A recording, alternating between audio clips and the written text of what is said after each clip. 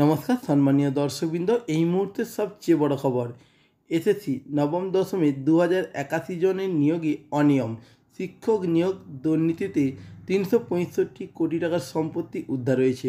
আরও বিস্তারিত জানার জন্য অবশ্যই আপনারা ভিডিওটি শেষ পর্যন্ত দেখবেন। শিক্ষক নিয়োগের দুর্নীতি, এনফোর্সমেন্ট ডিরেক্টর শুক্রবার বলছে যে পশ্চিমবঙ্গের স্কুল শিক্ষক নিয়োগে কর্তৃত অনিয়মের সাথে যুক্ত দুটি পৃথক অর্থ পাচারের তদন্তের অংশ হিসাবে এখনও পর্যন্ত 365 কোটি টাকারও বেশি মূল্যের সম্পত্তি উদ্ধার করা হয়েছে।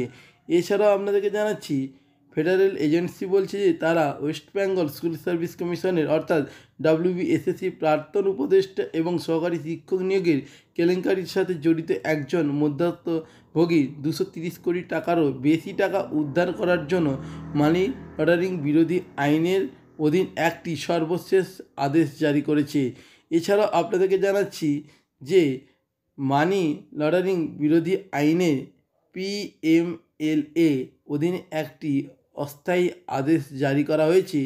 প্রাক্তন উপদেষ্টা শান্তিপ্রসাদ সিনহা এবং প্রসন্ন কুমার রায়ের নামে থাকা জমির দলিল এবং একটি ফ্ল্যাট সংযুক্ত করার জন্য এদের বিরুদ্ধে অভিযোগ নিয়োগ দুর্নীতিকাণ্ডে জড়িত ছিলেন এবং প্রার্থীদের কাছে থেকে অর্থ সংগ্রহ করেছিলেন, অর্থাৎ চাকরি দেওয়ার নাম করে বিপুল অঙ্কের টাকা তুলেছিলেন।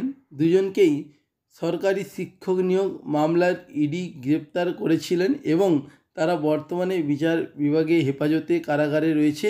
ইডি পশ্চিমবঙ্গের প্রাথমিক শিক্ষক নিয়োগে কথিত অনিয়মের আরও একটি মামলা তদন্ত করছে, যেখানে এটি এখনও পর্যন্ত 135 কোটি টাকা উদ্ধার হয়েছে।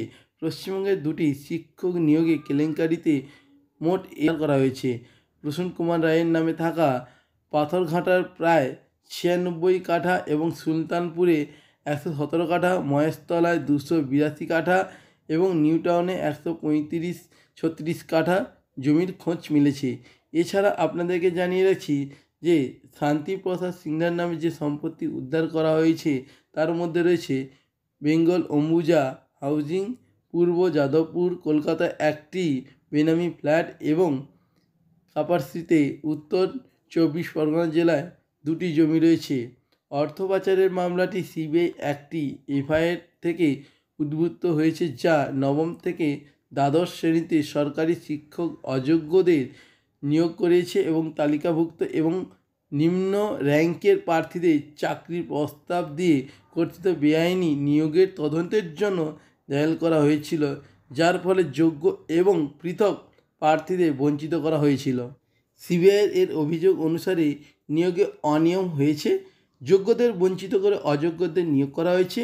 ইডি বলছে যে মামলায় দাখিল করা হয়েছে সিবিআই চার্জশিটগুলি দেখাচ্ছে মোট 2081 জন, তার মধ্যে 1135 জন ক্লাস 9 থেকে 10-এর জন্য এবং 946 জন ক্লাস 11 থেকে 12 জন্য। প্রার্থীকে অপরাধমূলক ষড়যন্ত্রে WBSSC এর আধিকারিকদের দ্বারা সহযোগী শিক্ষক পদের জন্য বেআইনিভাবে নিয়োগ বা সুপারিশ করা হয়েছিল, অর্থাৎ বুঝতেই পারছেন কতজনকে অবৈধভাবে নিয়োগ করেছিলেন। তো বন্ধুরা, এই ছিল আজকে ভিডিও লেটেস্ট আপডেট। ভিডিওটি কেমন লাগলো অবশ্যই কমেন্ট দেবেন।